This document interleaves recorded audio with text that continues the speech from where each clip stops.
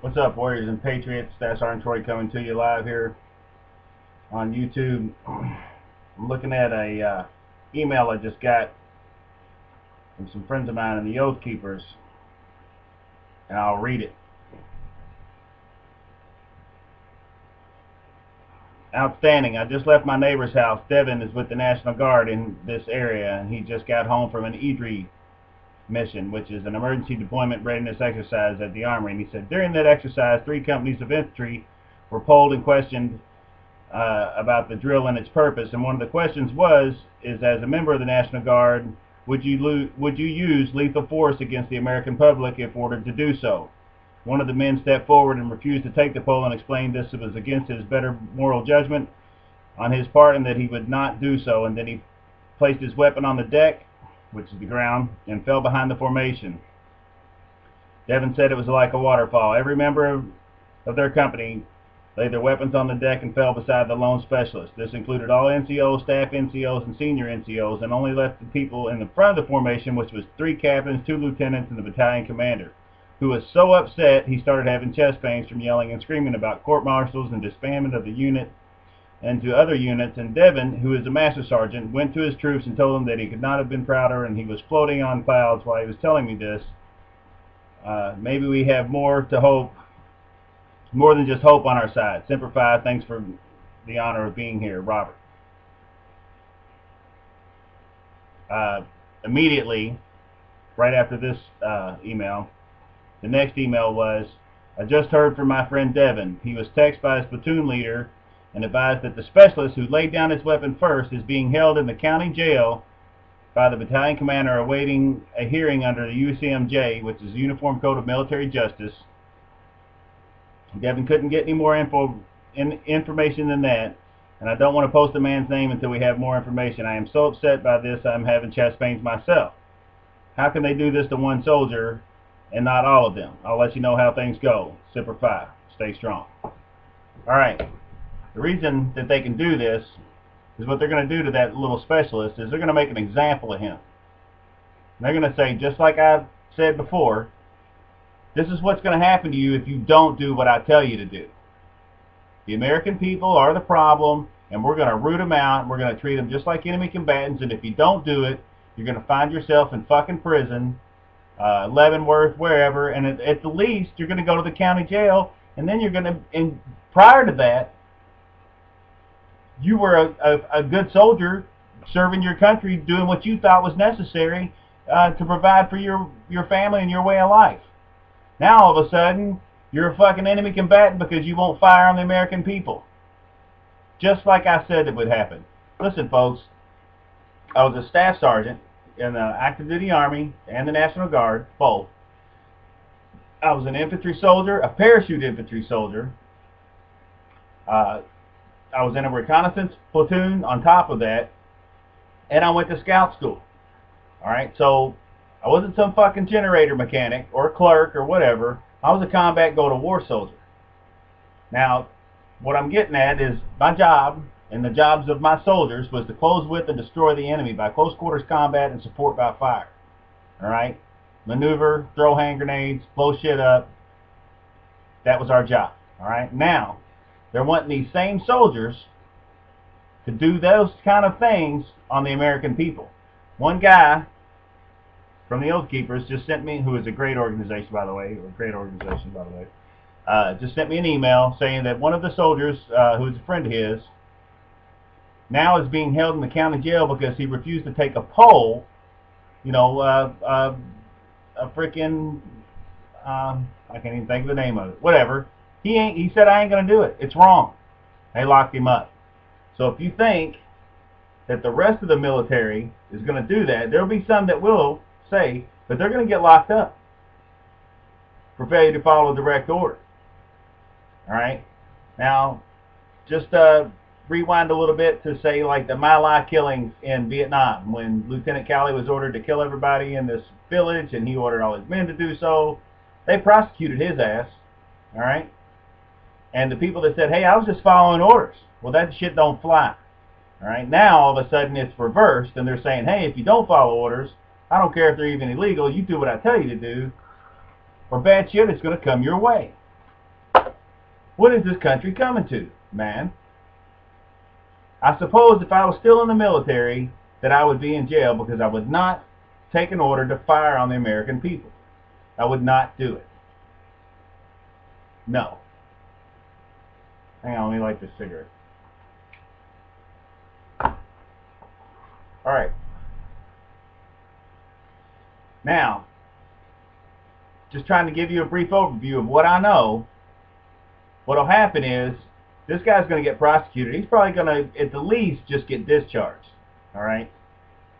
Maybe some more jail time, maybe, I don't know. But at the least, he'll get discharged and kicked out. Probably bad conduct, or OTH, other than honorable. So, he tried to do the right thing, and the military booted him out.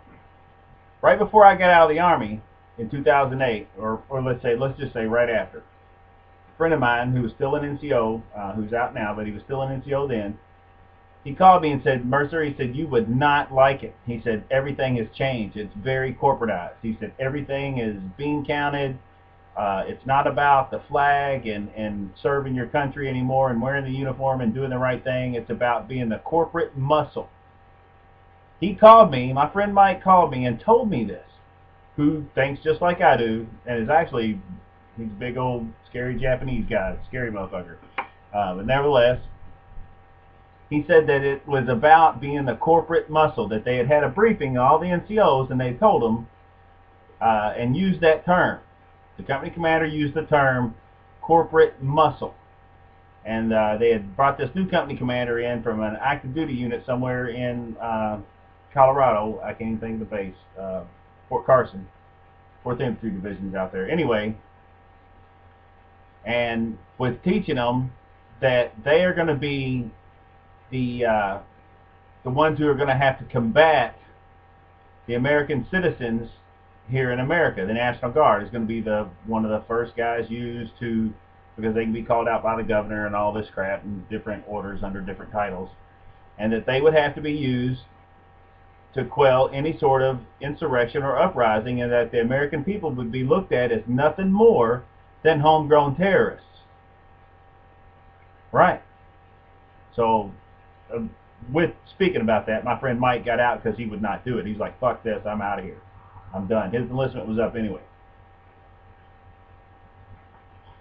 So, continuing on, the U.S. military, if you think, well, what happens is, I don't even know where to start, I'm so upset about it. First of all the good people, the squared away NCOs and soldiers, they'll either get out because they're not going to put up with that crap. Some might be indoctrinated. There'll be a percentage of those. Some are career people. They're going to do whatever the fuck, comes down the pipe no matter what, because they want to go up the corporate ladder. And it's there. The good old boy system is alive and well in the National Guard.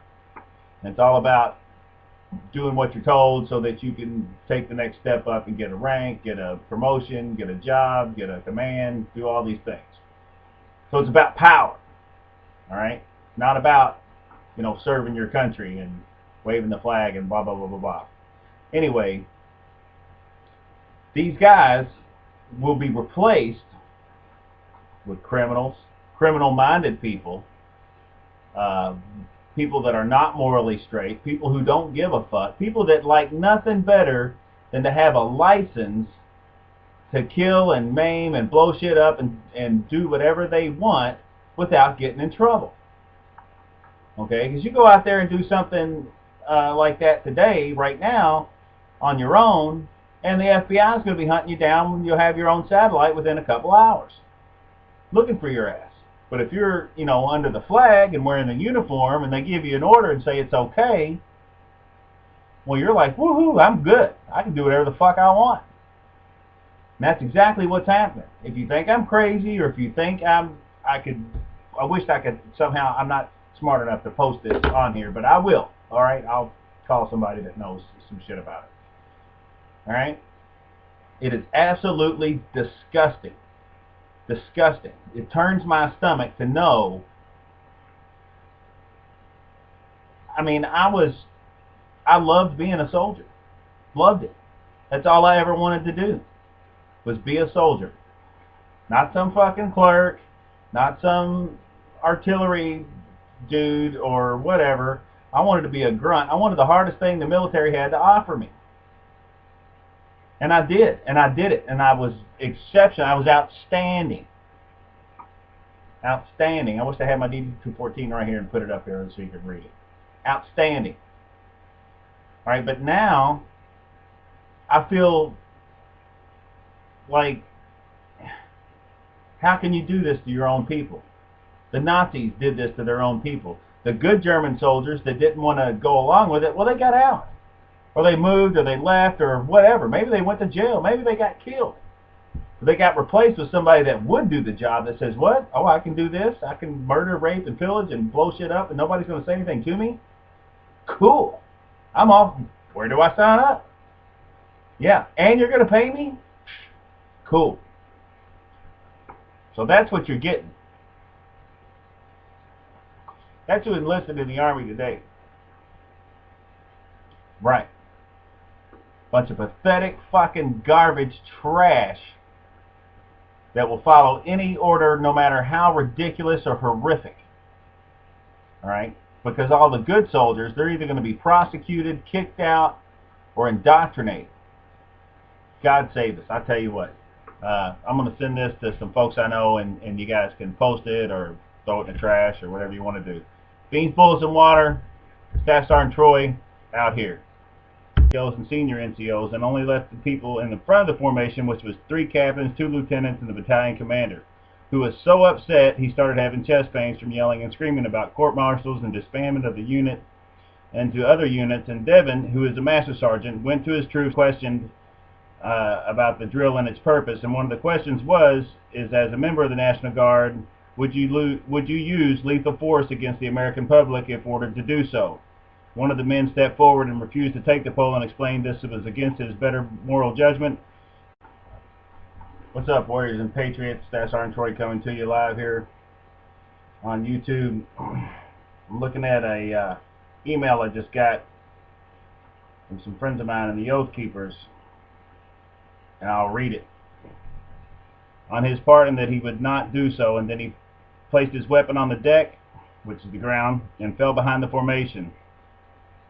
Devin said it was like a waterfall. Every member of their company laid their weapons on the deck and fell beside the lone specialist. This included all NCOs, staff NCOs. Outstanding. I just left my neighbor's house. Devin is with the National Guard in this area, and he just got home from an EDRI mission, which is an emergency deployment readiness exercise at the Armory. And he said during that exercise, 3 companies of infantry were pulled